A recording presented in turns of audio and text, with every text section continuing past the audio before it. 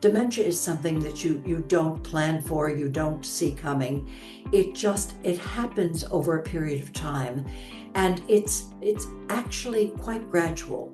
You would think that, it, like with other diseases, it just kind of smacks you and that's it. Not dementia. Dementia creeps up on you, and although hindsight is 2020, I look back and I think, oh my goodness, I saw things. Now I'm saying this, not then. I saw things in the 1990s, in the early 2000s, in 2015. We weren't diagnosed until 2019, but in hindsight, there were things that happened along the way that I'm just now actually processing and unearthing. And it surprises me every time it happens, and it happens with some frequency.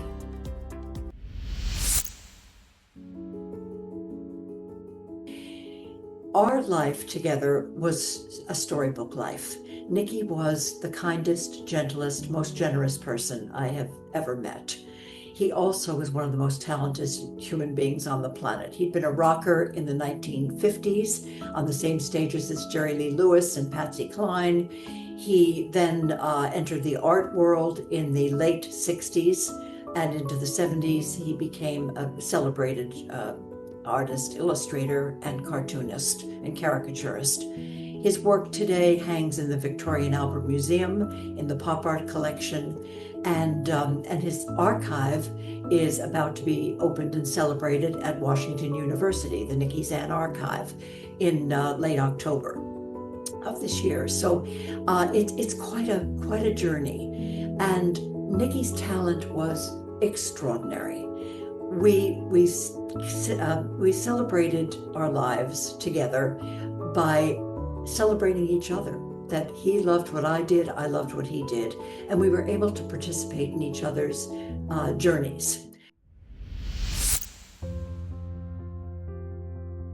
Nikki was not misdiagnosed. Interestingly enough, that when I started to see signs, as I said, in late 2016 and into 17, I got quite concerned by the behavior patterns and some of the issues that arose. And when he came, we were in Vienna, he got lost. When we got back to the States, Nikki had his annual checkup. And he said to the doctor, what about this calcium score test you had me take 6 months ago? And the doctor looked at the results, panicked, and said, we need a stress test immediately. The stress test showed that Nikki had a heart attack somewhere along the line. I can pinpoint when that was. It had been earlier that month, actually, when we were in Paris after Vienna. And he immediately sent us to a cardiologist. The cardiologist said, don't worry, these things happen all the time, and you'll probably just need some meds. At the most, you'll need stents. I got very frightened. I asked Nikki to marry me. We've been together for 34 years, and he'd asked me every year to marry him, and I'd said, no, let's keep this wonderful relationship just the way it is. No need for a piece of paper. I felt a need for a piece of paper. Why? Because I wanted to be able to protect him. I had an ominous feeling. And so we were married on the 13th of February of 2017. On the 14th, Valentine's Day, we were in the hospital for an angiogram. And on the 15th, Nikki had triple bypass surgery. I thought that was the problem. Not enough blood flowing from the heart to the brain. Now we had our solution.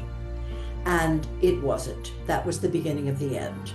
For a year, I watched Nikki deteriorate even more. He never recovered. And now we're into 2018.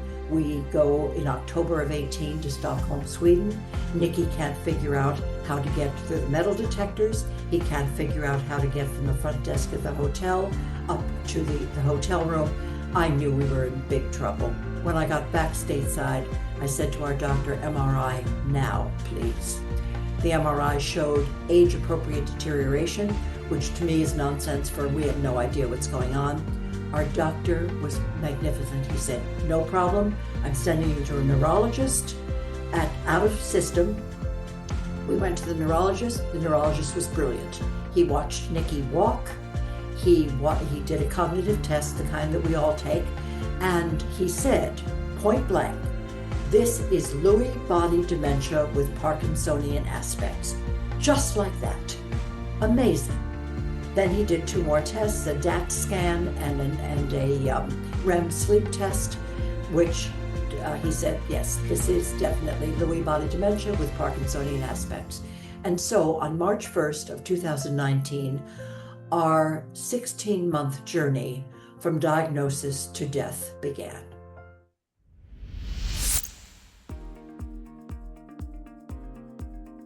First of all, things can coexist. So in autopsy, they are finding between 60 and 90% of the Alzheimer's brains that are autopsied also show the presence of Lewy body dementia.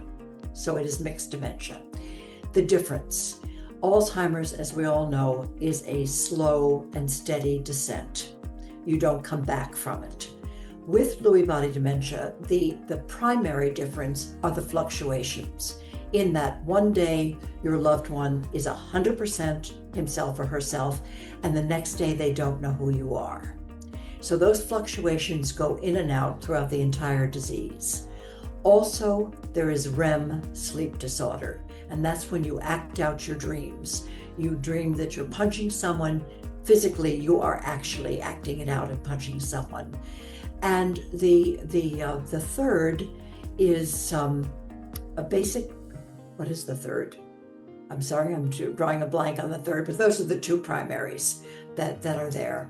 With frontotemporal, it is more a matter of your personality changing over time, that you can be the sweetest person in the world, and with frontotemporal, it takes over your personality and you may become someone else in the process. They're all cruel, they're all nasty, and they all have their extreme downsides.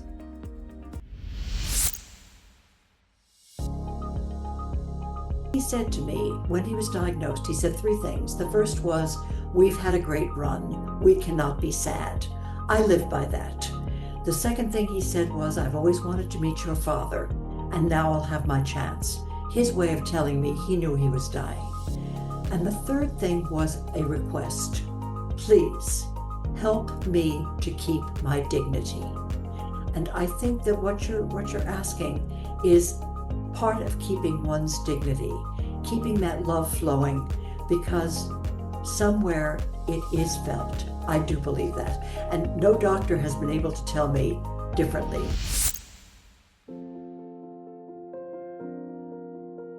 I accepted the invitation to be a U.S. representative to the Global Brain Trust because it affords additional opportunity to get out there on the world stage and make known what we are advocating for. We're advocating for brain health. We're advocating for women in particular to be focused on brain health. And we're advocating for change. We're advocating for the Wild West to be conquered. And the Wild West for us right now is the brain. And so whatever we can contribute, I think the responsibility is there, and the opportunity, and again, the gift to give back.